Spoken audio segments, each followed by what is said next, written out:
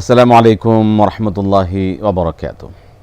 আলহামদুলিল্লাহি রাব্বিল আলামিন ওয়াসসালাতু ওয়াসসালামু আলা রাসূলিহিল কারীম ওয়া খাতামান নাবিয়্যিন ওয়া আলা আলিহি ওয়া সাহবিহি আজমাইন। সুপ্রিয় দর্শক, পৃথিবীর যে প্রান্ত থেকে আপনারা এই মুহূর্তে এটিএন বাংলার টিভি স্ক্রিনের সামনে আছেন, সকলকে স্বাগত জানাচ্ছি জীবন ও চেতনা অনুষ্ঠান থেকে। প্রিয় দর্শক, সমসাময়িক বাস্তবিক প্রেক্ষাপটের আলোকে আমরা অনুষ্ঠান সাজিয়ে থাকি। এ সম্পর্কে কিছু গুরুত্বপূর্ণ কথা, তথ্য আমরা উপস্থাপন করে থাকি। আমি আজ আপনাদের সাথে পুরো অনুষ্ঠান জুড়েই একেএম ফিরোজ। সম্মানিত দর্শক, আজকে আলোচনার জন্য আমাদের স্টুডিওতে উপস্থিত আছেন কারি মাওলানা গোলাম মুস্তাফা হাফিজাহুল্লাহ। আসসালামু আলাইকুম ওয়া রাহমাতুল্লাহি ওয়া বারাকাতুহু। ওয়ালাইকুম সালাম ওয়া রাহমাতুল্লাহি ওয়া বারাকাতুহু। আহলান সাহলান শেখ, আপনাকে স্বাগত জানাচ্ছি আজকের জীবন ও চেতনা অনুষ্ঠানে। শেখ, পৃথিবীতে কোরআন তেলাওয়াতকে যারা সবচেয়ে সুন্দর করে উপস্থাপন করেন তারা হচ্ছেন কারিউল কোরআন যারা, এবং আল্লাহ সুবহানাহু ওয়া তাআলা তাদের জন্য সর্বোচ্চ সম্মানের ব্যবস্থা রেখেছেন। এবং মোহতারাম, আপনি অবশ্যই এই বিষয়ে আরও আলোচনা করবেন যে কিয়ামতের ময়দানে জান্নাতীদের জন্য সর্বোচ্চ মর্যাদাবান যে সর্বোচ্চ পুরস্কার যে বিষয়টা হবে সেটা হলো কোরআন তেলাওয়াতের একটা মাহফিল হবে। সেই মাহফিলের বিশ্বনবী মুহাম্মদ রাসূলুল্লাহ সাল্লাল্লাহু আলাইহি ওয়াসাল্লাম তেলাওয়াত করবেন, দাউদ আলাইহিস সালাম তেলাওয়াত করবেন, এবং সর্বশেষ আল্লাহ সুবহানাহু ওয়া তাআলা নিজে তার কোরআন তেলাওয়াত উপস্থাপন করবেন। এবং মহান রব্বুল আলামিন যেই অংশটুকু তিনার নিজের বাণী তিনি তেলাওয়াত করে শোনাবেন সেটি হলো সূরা আর-রহমান। এবং আল্লাহ রব্বুল আলামিন বেহেশতীদেরকে বারবার এই কথা বলে উদ্বুদ্ধ করবেন, ফাবি আইয়ি আলাই রাব্বিকুমা তুকাযিবান, আমার দেওয়া কোন নিয়ামতকে তোমরা অস্বীকার করতে পারবে?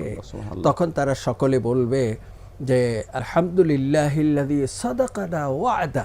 সূরা জুমারের এই আয়াত, যে আল্লাহ আপনি যে ওয়াদা করেছিলেন সব আমরা 100% বুঝে পেয়েছি। আলহামদুলিল্লাহ, আলহামদুলিল্লাহ। মোহতারাম, এই বিষয়ে আরও একটু কথা আমাদের সম্মানিত দর্শকদের সামনে আমরা উপস্থাপন করব। আপনার তো আলহামদুলিল্লাহ অনেক অবদান, আলহামদুলিল্লাহ সেই 1981 সন থেকে নিয়ে আপনি নিজে পুরস্কৃত হয়ে আপনি এই যে কাজ করে চলেছেন, তখনকার সময়ের যে কোরআনের প্রতি মানুষের উদ্বুদ্ধ আগ্রহ, উদ্দীপনা থেকে বর্তমান সময়ের যে আমাদের বর্তমান কারিদের, বর্তমান কোরআন তেলাওয়াতকারী যারা আছেন, স্কুল কলেজ মাদ্রাসার বিভিন্ন শ্রেণী যারা আছেন, এদের মধ্যে আপনি কতটুকু আগ্রহ বা কমেছে না বেড়েছে, এই বিষয়ে আপনার কি মন্তব্য যদি আমাদের সঙ্গে? আলহামদুলিল্লাহ, দর্শক ও শ্রোতাবৃন্দ, বাংলাদেশে এই পর্যন্ত 1980 সাল থেকে 2025 সাল পর্যন্ত 180টি আন্তর্জাতিক পুরস্কার এসেছে।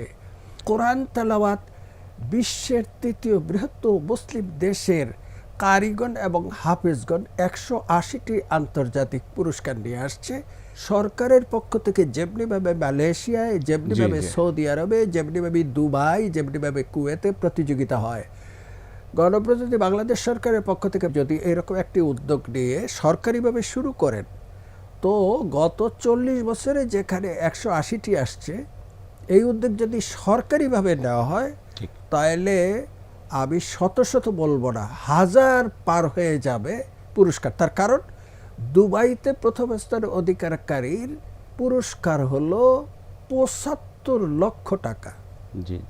কুয়েত এবং কাতারও ঠিক তাই, কোনো জায়গাতে 1 কোটি টাকা পর্যন্ত পুরস্কার। মোহতারাম, পুরস্কার আরও বেশি আছে আলহামদুলিল্লাহ। আমরা মানে বর্তমানে আরও কিছু প্রতিযোগিতা আলহামদুলিল্লাহ আমাদের আমরা জানতে পেরেছি। যে বিষয়টা হচ্ছে যে আমাদের ভাষা বাংলা, আমরা সেখানে আরব দেশের সাথে কোরআন মানে আরবিতে কোরআন তেলাওয়াতে প্রতিযোগিতা করে প্রথম স্থান অর্জন করা এবং স্থান অর্জন করা, নিঃসন্দেহে এটা আমাদের জন্য একটা আল্লাহ পাকের খাস মেহেরবানি, রহমত। সেটা আপনাদেরই মেহনত, আপনাদের এই দীর্ঘ 40-42 বছর 50 বছরে যে আপনারা কোরআনের জন্য মেহনত করছেন, অসংখ্য ছাত্র আপনারা তৈরি করেছেন। সেই ক্ষেত্রে আপনি আজকে যেটা প্রস্তাবনা করলেন, আসলে ঠিকই আপনারা যখন বিদেশে যান, আমি নিজেও মানে একজন কারি হিসাবে আমারও বিভিন্ন দেশে প্রতিযোগিতা অংশগ্রহণ করবার সুযোগ হয়েছে। সেখানে আমরা দেখেছি যে আমরা তাদের দেশে প্রতিযোগিতায় যাই, কিন্তু আমাদের দেশে তাদেরকে কোনো প্রতিযোগিতায় রাষ্ট্রীয়ভাবে, জাতীয়ভাবে অংশগ্রহণ করার সুযোগ আমরা তাদেরকে দিতে পারি না। তো এই ক্ষেত্রে আপনি যে প্রস্তাবনা আজকে রাখলেন, আলহামদুলিল্লাহ, আজকের এই অনুষ্ঠানের মধ্য দিয়ে দর্শক সহ সকলের কাছে যে আমরা কি একটা জাতীয়ভাবে এরকম একটা প্রতিযোগিতা করতে পারি কিনা, যেখানে রাষ্ট্রীয়ভাবে সারা পৃথিবী থেকে কারীরা আসবে, আমাদের এখানে তেলাওয়াত শুনবো আমরা। সেই ক্ষেত্রে মানে সবচেয়ে মানে বড় যে কাজটা হবে মহতারাম, আমাদের ঘরে ঘরের আমাদের আগামী প্রজন্ম, শিশুরা, সন্তানরা, তারাও এই সারা বিশ্বের কারীদের কোরআন তেলাওয়াতে মুগ্ধ হয়ে তারাও কোরআন তেলাওয়াতের প্রতি তারা উদ্বুদ্ধ হবে। আল্লাহ সুবহানাহু ওয়া তাআলা কোরআন কারীমে যে ঘোষণা করেছেন, ইন্নামাল মুমিনুনা আল্লাযীনা ইযা যুকিরাল্লাহু ওয়াজিলাত কুলুবুহুম ওয়া ইযা তুলিয়াত আলাইহিম আয়াতুহু যাদাতহুম ঈমানা। যে কোরআন তেলাওয়াত যখন একজন কারি পড়েন, যখন কোরআন তেলাওয়াত করা হয় তখন কি হয়, ইমানদার ঈমান বেড়ে যায়। আর যখন একজন কারি পড়েন, সে তো সর্বোচ্চ সহি করে, শুদ্ধ করে, সুন্দর করে, সুরের মেলোডি বেশ, আপনি যে বলছিলেন যে কারি বাসির সাহেব বাংলাদেশে এসেছিলেন 1964 সনে এবং 1967 সালে জি আমাদের বিশ্বের শ্রেষ্ঠ কারি কারি আব্দুল বাসেত তৎকালীন পূর্ব পাকিস্তানে এসে কারীদেরকে তেলাওয়াত শুনে আজকের যে হাজার হাজার কোরআন অনুরাগী তৈরি হওয়ার ক্ষেত্র তৈরি করে দিয়ে গিয়েছিলেন। প্রিয় দর্শক, মোহতারাম বলছিলেন যে আমরা ছোটকাল থেকেই যাদের কোরআন তেলাওয়াত শুনে বড় হয়েছি এবং টেলিভিশনে বিভিন্ন মিডিয়াতে ট্যাপ রেকর্ডের এক সময় আমরা শুনতাম, ট্যাপ রেকর্ডার বাজিয়ে যাদের কোরআন তেলাওয়াত শুনতাম, তাদের মধ্যে সবচেয়ে যেই নামটা সবচেয়ে বেশি প্রচলিত কারি আব্দুল বাসেত আব্দুস সামাদ। তার তেলাওয়াত শুনুন এমন কোনো মানুষ পৃথিবীতে পাওয়া মুশকিল। আজও তার সেই তেলাওয়াতের সুর মানুষকে একদম মুগ্ধ করে। এই তেলাওয়াতের জন্য আমরা প্রত্যেকটি অভিভাবক, প্রত্যেকটি পরিবারে চাই আমার সন্তান যদি এইভাবে তেলাওয়াত করতো কোরআন তেলাওয়াত। এবং কোরআন তেলাওয়াত একটি মস্ত বড় ইবাদা। বিশ্বনবী মুহাম্মদ রাসূলুল্লাহ সাল্লাল্লাহু আলাইহি ওয়াসাল্লাম বলেন, আফদলুল ইবাদাতি তিলাওয়াতুল কোরআন, যে নফল ইবাদতগুলোর মধ্যে সর্বোত্তম ইবাদত হচ্ছে কোরআন কারীমের তেলাওয়াত। প্রিয় দর্শক, জীবনের চেতনা আজকের এই অনুষ্ঠান থেকে আমরা মহতারামের যে কোরআন তেলাওয়াতের প্রতি যে তার যে মেহনত, তার যে কর্মক্ষেত্রের মাধ্যমে আমাদেরকে একটা বিষয় খুবই উল্লেখযোগ্য, যেটা হচ্ছে যে আমরা আমাদের সন্তানদেরকে অন্যান্য সকল শিক্ষা তাদেরকে অবশ্যই দেব, কিন্তু তাদেরকে দিন শিক্ষা, কোরআন শিক্ষার ক্ষেত্রে মোহতারাম আমি শুনলাম কিছুদিন আগে পৃথিবীর একটা দেশ তাদের স্কুল লেভেলে, প্রাইমারি লেভেলে তাদেরকে কোরআন শিক্ষা, দিন শিক্ষাটা মানে বাধ্যতামূলক করে দেওয়া হয় এবং কোরআন শিক্ষাটা এত সুন্দরভাবে দেয়া হয় যে একজন সে যেন নামাজ পড়ানোর মতন একটি যোগ্যতা সে অর্জন করতে পারে। আমরা আজকে আপনার মাধ্যমে সেই বিষয়টাই যে আমরা আমাদের আজকে সম্মানিত দর্শক প্রত্যেকে তো আমরা হয়তো ব্যক্তিগতভাবে চেষ্টা করছি, পারিবারিকভাবে আমাদের চেষ্টা হচ্ছে, রাষ্ট্রীয়ভাবে, জাতীয়ভাবে যদি এভাবে আমাদের কার্যক্রম নেওয়া হয়, সেই ক্ষেত্রে একজন অভিভাবক, একজন দর্শক, একজন সাধারণ মানুষ আমরা কীভাবে আমাদের সন্তানদেরকে কোরআন তেলাওয়াতের প্রতি উদ্বুদ্ধ করতে পারি এবং কোরআন তেলাওয়াতের কোন বিষয়গুলির ক্ষেত্রে তাদেরকে গুরুত্ব দেওয়া দরকার দিন শেখার জন্য, এই বিষয়ে যদি একটু আমাদের সময় দর্শকদের একটু বলতেন। প্রিয় দর্শক এবং শ্রোতাবৃন্দ, আমি অনুরোধ করব যে আমরা যারা এই কোরআন শিখেছি, কেউ মনে করতে পারেন যে আলেম ওলামা হলে তাদের মর্যাদা নেই, কিন্তু তাদের উদ্দেশ্যে আমি শুরু করছি আমি যার তেলাওয়াত শুনে উদ্বুদ্ধ, কারি আব্দুল বাসেত। আমরা আমাদের উস্তাদ কারি আব্দুল হুজুরের কাছে শুনেছি কারি আব্দুল বাসেত রাশিয়াতে একটি অনুষ্ঠানে গিয়ে কোরআন তেলাওয়াত করার পর, রাশিয়া একটি অমুসলিম দেশ, সেখানে কারি আব্দুল বাসেত একটি রাষ্ট্রীয় অনুষ্ঠানে তেলাওয়াত করার পর সেখানে তার তেলাওয়াত শুনে বহু সংখ্যক অমুসলিম মুসলমান হয়ে গেছে। তো এই থেকে আমরা এই শিক্ষা গ্রহণ করতে পারি যে আজকে যারা কোরআনে হাফেজ হয় তারা ৭৫ লাখ ১ কোটি টাকার পুরস্কার পায়। আজকে যারা মানে দুনিয়াতে তারা পুরস্কার পাচ্ছে আলহামদুলিল্লাহ। এবং মোহতারাম আমি ওদিন একটা রেকর্ডে দেখলাম দুবাইতে এবার যে গতবারে যে তাদের যে পুরস্কার ছিল $1 মিলিয়ন, বাংলা টাকায় প্রায় ১৩-১৪ কোটি টাকা পুরস্কার, প্রথম পুরস্কার। আলহামদুলিল্লাহ, দুনিয়াতে তারা পুরস্কার পাচ্ছেন, আখিরাতেও তাদের পুরস্কার রয়েছে। এছাড়া হচ্ছে দিন পালনের ক্ষেত্রেও তো আসলে দিন কোরআন ছাড়া, কোরআন শেখা ছাড়া এবং কোরআন সহি ছাড়া নামাজও তো হবে না আমাদের, নামাজও তো হবে না আমাদের। এই জন্য আপনি আপনার মাধ্যমে আমি দর্শক শ্রোতাবৃন্দকে বলতে চাই, আজকে যারা ফাজেল পাস করছে, কামেল পাস করছে, আজকে তাদের সরকারি চাকরি হচ্ছে, এটা কিন্তু আজ থেকে 50 বছর আগে ছিল না। আজকে যারা কওমি মাদ্রাসায় দাওরা হাদিস পাস করতেছে তাদের আজকে ইসলামিক ফাউন্ডেশনে, তারপরে তাদের চাকরি হচ্ছে। এই জন্য বলছি যে আপনি কোরআন শিক্ষার ব্যাপারে বলেছেন, যেমনি ভাবে কওমি মাদ্রাসায় এবং আলিয়া মাদ্রাসায় একজন করে কারি আছে, তেমনি ভাবে গণপ্রজাতন্ত্রী বাংলাদেশ সরকার যদি প্রত্যেকটি প্রাইমারি স্কুলে এবং হাই স্কুলে একজন কেরাতের টিচার নিয়োগ দেয়, তাহলে আমাদের দেশের মাদ্রাসার সংখ্যা 3 ভাগ বা 4 ভাগের 1 ভাগ।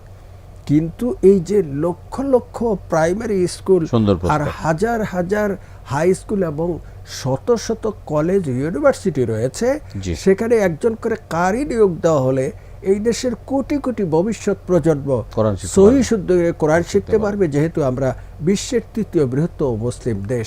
অতএব কারণে আজকের এই দিনে সুন্দর। মাদক থেকে ফিরে আসার জন্য, নেশা থেকে ফিরে আসার জন্য কোনো একজন কারি, কোনো একজন মাওলানা, কোনো একজন ইমাম সাহেব, কোনো একজন ধর্মযাজক, তাদের ফ্যামিলিতে এই অপসংস্কৃতি এবং মাদক আসক্তের সংখ্যা খুবই কম, জি।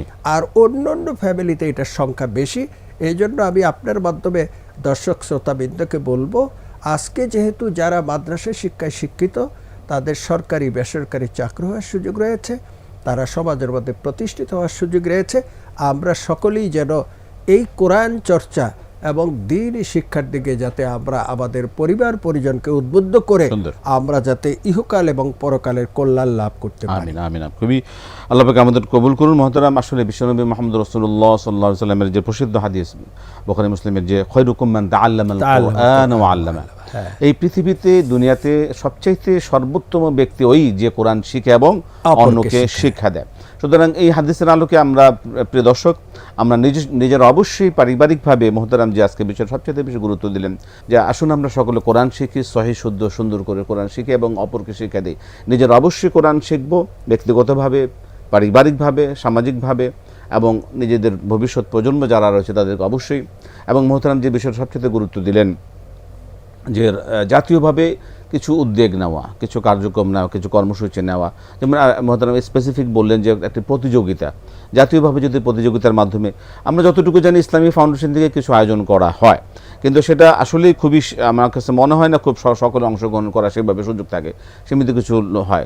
এটা আরও ব্যাপকভাবে কিভাবে? তবে আপনি যেটা বলছেন অত্যন্ত গুরুত্বপূর্ণ। প্রতি বছর যে জাতীয় কেরাত প্রতিযোগিতা হয় সেটা কিন্তু কম না, সেটা 8-10 বার, 8-10টি দেশে আন্তর্জাতিক পুরস্কার হয়। আমাদের দেশও পৃথিবীর তৃতীয় বৃহত্তম মুসলিম দেশ হিসাবে যদি বাংলাদেশও এটা শুরু করতে পারি, তখন প্রতিযোগীর সংখ্যা ছিল 150, কিন্তু এখন 10টি জাতীয় কেরাত প্রতিযোগিতায়, কিছুদিন আগেই সৌদি আরবের প্রতিযোগিতা হয়ে গেল বাছাই, সেখানে 250 হাফেজরা অংশগ্রহণ করেছে। আলহামদুলিল্লাহ। এবং মহতারাম, খুবই আনন্দের বিষয় আপনি যে তথ্য দিলেন, আসলেই আমাদের আপনাদের সেই সময় থেকে আজ পর্যন্ত আপনাদের অবশ্যই অবদান আছে।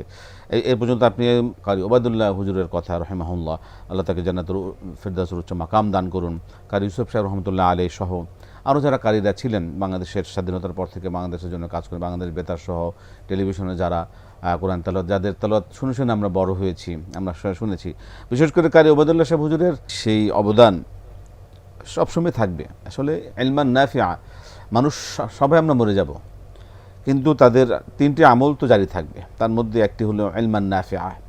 এই যে আপনারা কাজ করছেন, কাজ করেছেন, এবং আগে যারা কাজ করে গেছেন, আপনি যাদের নাম বললেন সেই মহান ব্যক্তিত্বদের, তারা কিন্তু আজীবন কবর থেকে কিন্তু সওয়াবটা পেতে থাকবে। সুতরাং আপনাদেরও ইনশাল্লাহ যখন আমরা যখন চলে যাব, আপনারা চলে যাবেন, সবাই যাব আমরা, সুতরাং আমাদের কিন্তু এই যে ধারাবাহিকতা, এই সওয়াবটা কিন্তু আমরাও যে কবরে যেও আমরা কিন্তু আমাদের এই আমলটা জারি থাকবে। মানুষের সকল আমল বন্ধ হয়ে যায়, আমরা জানি, তার মৃত্যুর সাথে সাথে কিন্তু এই একটি আমল আমাদের সবসময় জারি থাকবে, যদি আমরা নিজেরা ভালো কোরআন তেলাওয়াত শিখতে পারি এবং অন্যকে কোরআন তেলাওয়াত শেখাতে পারি, এবং শেখানোর জন্য আমরা ব্যক্তিগতভাবে আয়োজন করতে পারি। মহতারাম, আপনার মাধ্যমে আমি দর্শকদের যে বিষয়টা গুরুত্ব দিতে চাই, যে নিজেরা দেখেন, এই আমরা অনেক সময় সদকা করি, মানুষকে দান করি। দান বলতে শুধুমাত্র মানে টাকা পয়সা দিয়ে দান করা না। আপনি যদি আপনার নিজের পরিবারের 10টা লোককে কোরআন শিখান, নিজের আত্মীয় স্বজনের 10টা লোককে কোরআন শেখানোর ব্যবস্থা করে দেন, আপনার এলাকার, আপনার যে প্রতিবেশী যারা আছে, এদের কোরআন শেখানোর ব্যাপারে আপনি যদি একটু দায়িত্ব নেন, এবং আশেপাশে প্রতিবেশী যারা আছেন, এলাকার লোকজন যারা কোরআন শেখানোর আপনি একটা উদ্যোগ নিতে পারেন, এবং এটা সর্বোচ্চ খেদমা। আলহামদুলিল্লাহ, আজকে অনুষ্ঠান থেকে আমরা এটাই সকলকে উদ্বুদ্ধ করব, আসুন কোরআনকে সহি শুদ্ধ করে সুন্দর করে শিখি, এবং নিজের পরিবার পরিজনের বিষয়ে খুবই গুরুত্ব দেই, তারা যেন সহি কোরআন সুন্দর করে শেখে, এবং নিজের প্রতিবেশী যারা আছে তাদের প্রতি আপনার দায়িত্ব কর্তব্য রয়েছে। অতএব কারণে আমরা বর্তমান এই ধর্মীয় মূল্যবোধের সরকারকে অনুরোধ করব, আমরা যেন খুব অল্প সময়ের মধ্যে সরকারের পক্ষ থেকে একটি আন্তর্জাতিক কেরাত প্রতিযোগিতা, হেফজুল কোরআন প্রতিযোগিতার মাধ্যমে হাজার হাজার কারি এবং হাফেজকে যেন আমরা প্রস্তুত করতে পারি, আল্লাহ আমাদের সেই তৌফিক দিক। চমৎকার।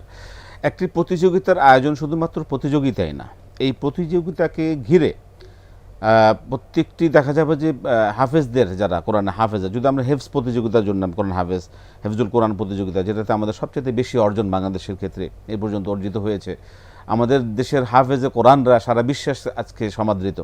তারা আজকে খুবই বুক ফুলিয়ে তারা বাংলাদেশের পতাকা পৃথিবীতে 180টি যে পুরস্কার এসেছে, অবশ্যই বাংলাদেশের পতাকাকে উদ্দীর্ণ করেই তারা এসেছে।